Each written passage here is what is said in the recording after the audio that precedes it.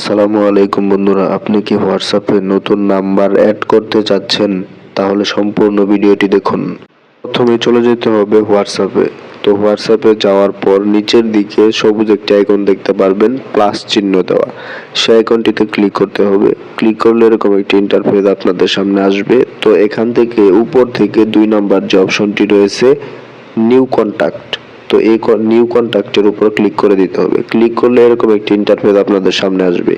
তো এখান থেকে দেখুন নাম্বার দেওয়ার জন্য একটি এখানে ঘর রয়েছে। তো এই ঘরে একটি নাম্বার দিয়ে দিব।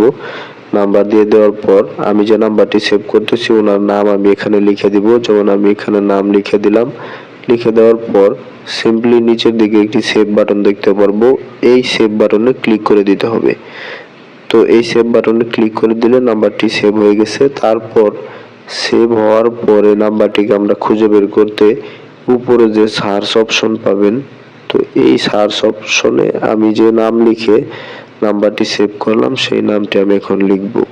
তো আমি নামটি লিখলাম, দেখুন এই যে উপরে এসে গেছে আমার সেই আইডিটি। তা আমি এখান থেকে চাইলে তাকে মেসেজ দিতে পারবো, যেমন আমি তাকে একটি মেসেজ দিলাম।